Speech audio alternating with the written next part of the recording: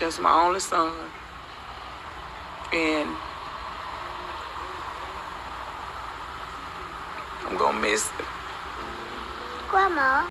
This story takes us to Jackson, Mississippi, a cultural hub of the South.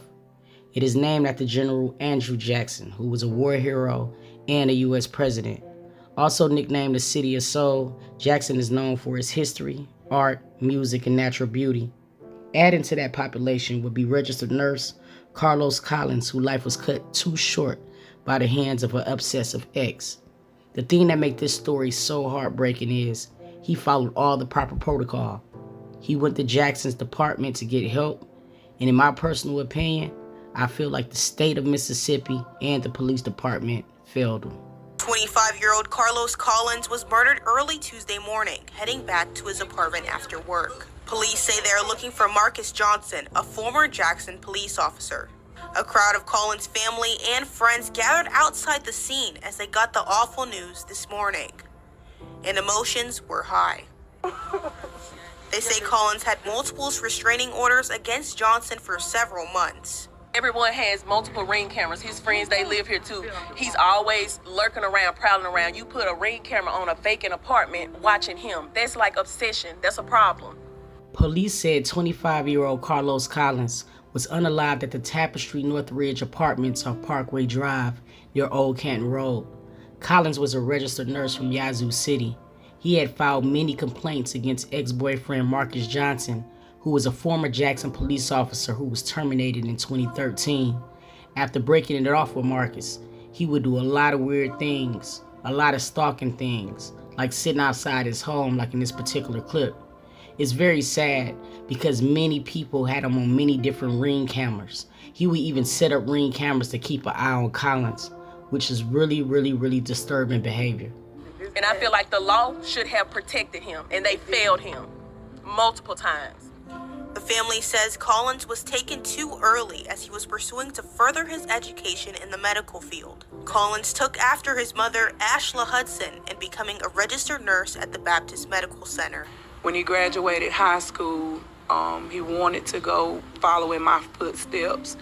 I am an LPN of 18 years, and he was involved in my nursing. He went with me for community services, and he grew in nursing, and I always told him, go and be better than me, and he did. According to family and friends, Carlos was really excelling at his craft.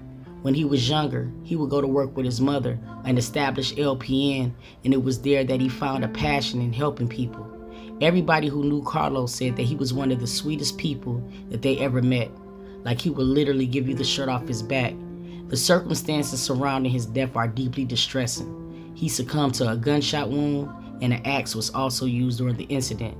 This tragedy highlights the importance of addressing domestic violence and ensuring the safety of individuals who seek protection through legal measures. In my personal opinion, the police department failed them.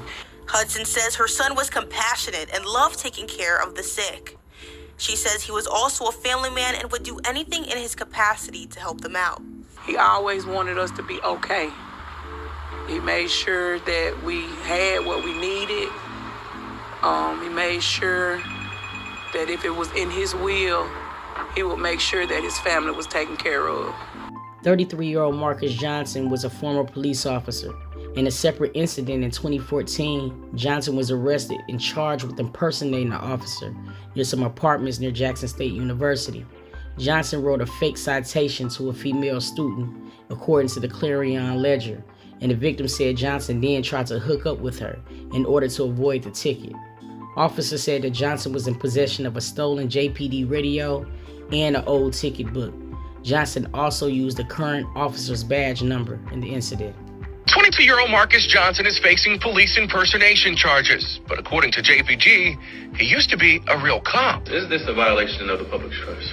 Well, absolutely, and I think it's probably another example as to why this individual is a former JPD officer. Monday, officers arrested the former cop at the Palisades Apartments near Jackson State. A female JSU student told police that Johnson tried to write her a fake ticket. according to the police report, the student says Johnson wrote her a fake citation using a real officer's badge number and an old JPD ticket book. The victim claims Johnson offered to fix the ticket if she would, quote, hook up with him. After the heinous events that happened that night, Marcus Johnson fled the scene before the police could close in. Jackson Police Chief Joseph Wade confirmed that the investigators were in fact looking for Marcus Johnson. He also expressed his pure distaste with people who misuse the badge. People who will use the badge for malicious reasons is why the public already don't trust police. The family has one thing left to say to the one responsible. We, the family of Carlos Collins, asking you, Marcus Johnson, turn yourself in, please. Turn yourself in. After many agonizing hours, it seemed that Carlos Collins' mother would finally get her wish. According to Wade, Johnson was captured 25 miles outside of Monroe, Louisiana, after a police chase involving the Mississippi Highway Patrol, Warren County deputies, and several law enforcement officers all worked together to ensure the capture of Marcus Johnson. The chase began on Interstate 20 in Mississippi and ended in Louisiana. They got him in custody. We have a suspect in custody named Marcus Johnson. He's wanted for murder out of the city of Jackson, a Jackson Police Department case. Deputy Dusty Keys, a Vicksburg PD officer, and Trooper Kirby Stewart initially got behind him. Deputy Keys spotted him at about the 6-mile marker. Pursuit started at that point. Agencies involved were Richland Parish, Madison Parish, Delta Police Department, and Louisiana State Police. We are some 20 miles outside of Monroe, Louisiana right now. He is in custody. He is headed to the Richland Parish Jail where he will stay. We do have JPD investigators that have arrived on the scene with us. This is a JPD case, so any further information about Mr. Johnson's homicide case, I will refer to JPD. The one thing that makes this case so devastating is most people would assume that a man would be able to stop any unwanted actions of domestic violence, and therefore police officers sometimes do not take it seriously when the cases inevitably present themselves. Carlos Collins was failed in so many different areas. He followed all proper protocol, and the system still failed him. The fact that Marcus was already in trouble in 2014, it seemed like there would have been a lot of more reprimand, especially if you are somebody who used to wear the badge. I just honestly feel like there's a lot of different measures that the police could have took to make sure that Carlos would have been safe. And I don't blame his mother. I can understand the outrage because these type of things shouldn't happen. Why would you take my uncle? You love your uncle. Tell him about your uncle. Tell him how you feel about your uncle. I'm sad. I want him back. If you or someone you know is experiencing domestic violence, it's essential to seek help and support. Domestic violence affects people of all genders, and everyone deserves safety and assistance. Carlos Collins' life was cut absolutely too short. He had his whole life ahead of him.